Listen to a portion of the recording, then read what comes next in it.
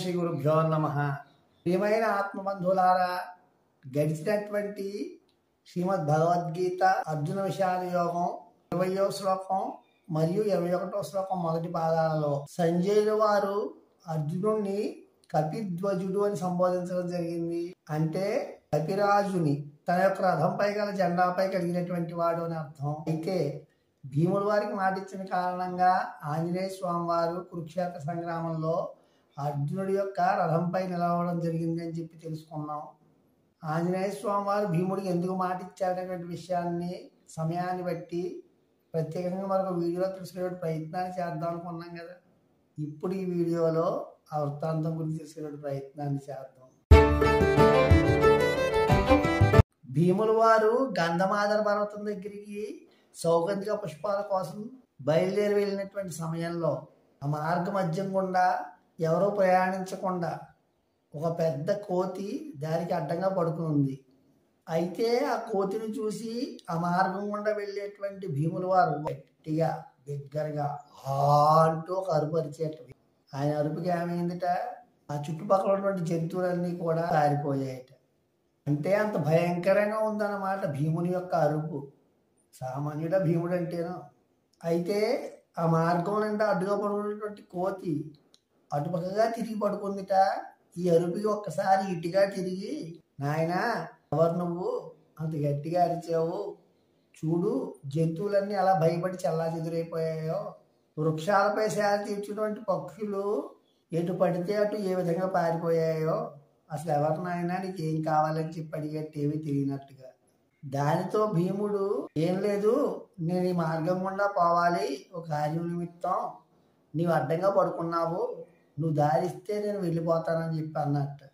దానితో ఈ ముసలికోతి ఏమందిట, సరే నాయన ఈ కార్యం నిమిత్తం నువ్వు వెళ్తున్నావు బాగానే ఉంది, కానీ నాకు వయసు మీద పడుతోంది, పైగా వారం రోజుల నుంచి నేను అనారోగ్యంతో బాధపడుతున్నాను, నేను కదిలేటువంటి పరిస్థితుల్లో లేనిప్పుడు నువ్వు వెళ్ళాలి అనుకుంటే నన్ను దాటుకుని వెళ్ళు అని చెప్పిందిట.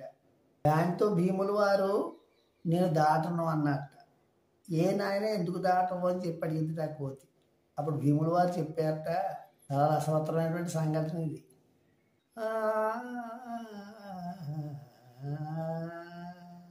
నిర్గుణ పరమాత్మాతు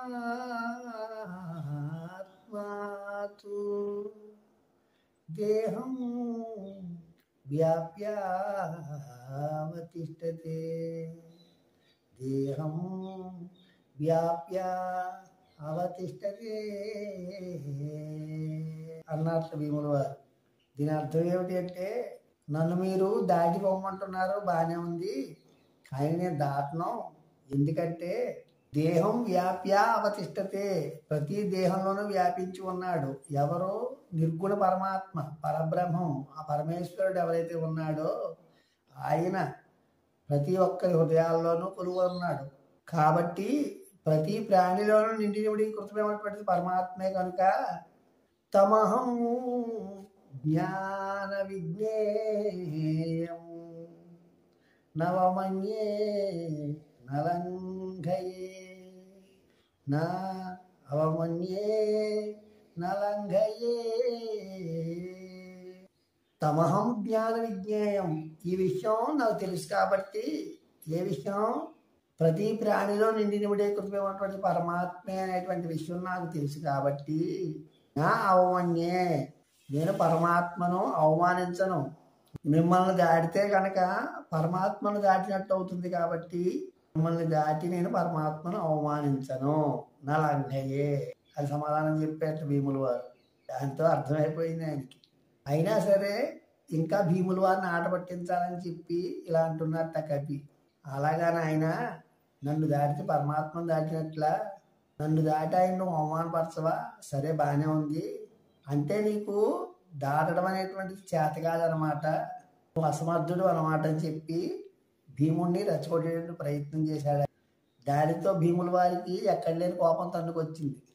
వెంటనే అన్నట్ట, చూడు ముసలి కోతి, నాకు నిన్ను దాటి వెళ్ళడం చేతకాక కాదు, చేయలేక కాదు, నన్ను ఎవరు అనుకుంటున్నావు? కుంతీదేవి జన్మించినటువంటి వాడిని, ధర్మరాజు యొక్క సోదరుడిని, పాండవుల్లో ఒకడిని, నన్ను భీముడు అంటారు, నన్ను తక్కువ అంచనా వేయకు. ముఖ్యంగా శ్రీరాముల వారు ఉండేటువంటి కాలంలో సముద్రాన్ని గోష్పాదంలా లంఘించి సీత జాడ కరువుని రావణ సంహారాన్ని సాగించినటువంటి హనుమంతుడు వారు ఉన్నారే, ఆయన తమ్ముడిని నేను, నన్ను చేతకాని వాళ్ళ చూస్తున్నావు నువ్వు అన్నట్ట. దానితో కపివరుడు పకపక నవ్వుకున్నట్ట. అయితే ఆయన ఎందుకు అలా నవ్వుకున్నాడో, ఇంతకీ ఆయన ఎవరు, ఈ విషయాల గురించి కూడా తెలుసుకుందాం. ఆ కపివరుడు ఎందుకు అలా నవ్వుకున్నాడంటే అటుపక్కగా తిరిగి, ఓరోరి హనుమంతుడి ముందే కుప్పిగంతుగా నా ప్రభువు పరమాత్ముడు అయినటువంటి శ్రీరాముల వారి గురించి, సీతమ్మ తల్లి గురించి నాకే చెప్తున్నావా కథలో అనుకుంటూ నవ్వు ఆపుకోలేగా ఒక్కసారిగా అటు పక్కకి తిరిగి పక్కపక్క నవ్వుకున్నట్ట. ఇంతకీ ఆ కపి ఎవరు? ఆంజనేయ స్వామి వారు. భీముణ్ణి పరీక్షిద్దామని చెప్పి అలా దారికి అడ్డంగా పడుకున్నారు అంతే. పోనీ అక్కడితో ఊరుకున్నాడా ఆయన? భీముణ్ణి ఇంకా ఆట పట్టించాలి, ఇంకా పరీక్షించాలని చెప్పి ఈ విధంగా అన్నట్ట. సరే నాయన, బాగానే ఉంది, నన్ను దాటితే పరమాత్మను దాటినట్లు అవుతుంది, ఆయన అవమానించాలని చెప్పి అన్నావు కదా, ఒక పని చెయ్యి, నేను కదలలేని పరిస్థితిలో ఉన్నానని చెప్పి ఇంతకు ముందే చెప్పాను కదా, నన్ను కొద్దిగా పక్కకి జరిపి నీ దారి నువ్వు వెళ్ళిపోనాయన అన్నట్ట.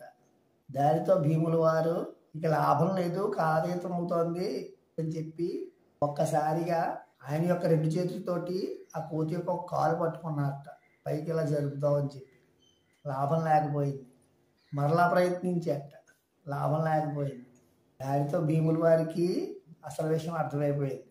వెంటనే ఆయనకి ఇలా నమస్కరించి, స్వామి మహానుభావ, నేను 1000 ఏనుగులు బలం కలిగినటువంటి వాడిని, నా శక్తి ఏమిటో నాకు తెలుసు, సామాన్యుడంటే శక్తి కాదు నాది. మీరే చూశారు కదా, నా ఒక్క అరుపుకే ఎన్ని పక్షులు అలా చెదురైపోయాయో, ఎన్ని జంతువులు పారిపోయాయో ప్రాణభీతితోటి.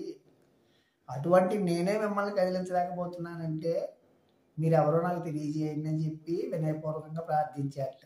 దానితో ఆ కపివరుడు ఇంకా ఇతను ఆట పట్టించడం మంచిది కాదు అని వెంటనే సోదరా అన్నట్ట.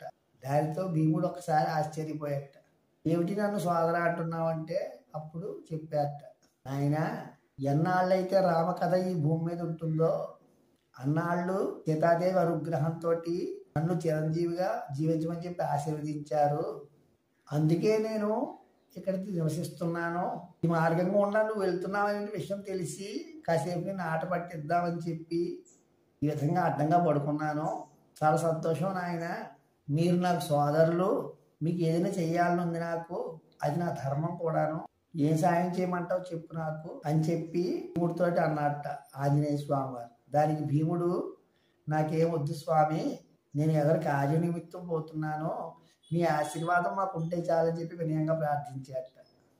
దాంతో స్వామివారు మెచ్చుకుని, తప్పకుండా నాయన, నా ఆశీర్వాదం మీకు ఎప్పుడూ ఉంటుంది, మీరు ధర్మపరులు, కానీ మీకు ఏదైనా చేయాలని ఉంది నాకు, ఓ పని చేస్తాను. కురుక్షేత్ర సంగ్రామంలో సోదరుడు అర్జునుడు ఉన్నాడు కదా, అర్జునుడు యొక్క రథంపై ధ్వజం ఉంటుంది కదా, ఆ ధ్వజంపై ఉన్నటువంటి జెండాలో నేను ఉంటాను అన్నట్ట. అయితే స్వామి మీరు యుద్ధం చేస్తారని చెప్పి అడిగట భీముడు. లేదు లేదు, నేను యుద్ధం చేయను, అర్జునుడి యొక్క రథాన్ని నడిపేటువంటి శ్రీకృష్ణ పరమాత్మ వారు యుద్ధం చేయరు, ఆ కాలంలో నా రాముడే ఈ కాలంలో కృష్ణుడు కాబట్టి నా స్వామి యుద్ధం చేయనప్పుడు నేను ఎందుకు యుద్ధం చేస్తాను, కానీ ఒక సాయం చేస్తాను మీకు. ఏమిటంటే అది, నువ్వు సామాన్యంగా ఒక కార్యం మీద వెళ్తూనే కార్యానికి ఆటంకం కలిగింది చెప్పి గట్టిగా అరిచావు కదా, అలాంటిది మిమ్మల్ని ఇన్ని ఇబ్బందులు పెట్టి ఇక్కట్లో గురి చేసినటువంటి కౌరవుల్ని కురుక్షేత్ర సంగ్రామంలో సంహరించేటువంటి సమయంలో ఇంకా దగ్గరగా అరుస్తావు కదా, వాళ్ళ మీద ఉన్నటువంటి కోపాన్ని అంతటినీ కూడా తీర్చుకుంటావు కదా, ఆ సమయంలో నువ్వు ఎంత గట్టిగా అయితే అరుస్తావో అప్పుడు నేను కూడా నీ అరుపులో నా అరుపు కలుపుతానని చెప్పి అన్నారు ఆంజనేయ స్వామి వారు. అలా చేస్తే ఏమవుతుంది స్వామి అని చెప్పి అడిగాట భీముడు. దానికి మళ్ళీ చెప్పారట ఆంజనేయ స్వామి వారు. దాంతో ఏమవుతుంది, ఒక్క నీ అరుపుకే ఇన్ని పక్షులు జంతువులు చలా చెదురైపోయాయి, అటువంటిది నీ అరుపులో నేను అరుపు కలిపితే ఏమవుతుందని అడుగుతున్నావు. యుద్ధం చేయడానికి వచ్చినటువంటి కౌరవ సేనలో సగం మంది మన అరుపుకి చచ్చిపోతారు, ఆ విధంగా నేను నీకు కురుక్షేత్ర సంగ్రామంలో సహాయం చేస్తానని చెప్పి భీముల వారికి ఆంజనేయ స్వామి వారు మాట ఇవ్వడం జరిగింది. కౌరవులు ఎన్ని ఇబ్బందులు పెట్టినా కూడా వాటిని ఓర్పు సహనాలతోటి భరిస్తూ తమ జీవితాన్ని ముందుకు సాగించారు కాబట్టే, ధర్మం పాండవుల వైపు ఉంది కాబట్టే, భగవంతుడు అనేటువంటి వాడు ధర్మప్రియుడు కాబట్టే ఇక్కడ ఆంజనేయ స్వామి వారు కురుక్షేత్ర సంగ్రామంలో పాండవులకు సాయం చేస్తానని మాట ఇవ్వడం జరిగింది. ఇచ్చిన మాట ప్రకారమే అర్జునుడి రథం పైన జెండాలో ఇవ్వడం జరిగింది. ఇది వృత్తాంతం. ఈ విధంగా తెలుసుకున్నటువంటి విషయాలను బట్టి కురుక్షేత్ర సంగ్రామంలో అర్జునుడి రథంపై ఆంజనేయ స్వామి వారు ఎందుకున్నారనేటువంటి ప్రశ్నకు సమాధానం దొరికిందని అనుకుంటున్నాను. లోకా సమస్త సుఖినో భవంతు. స్వస్తి.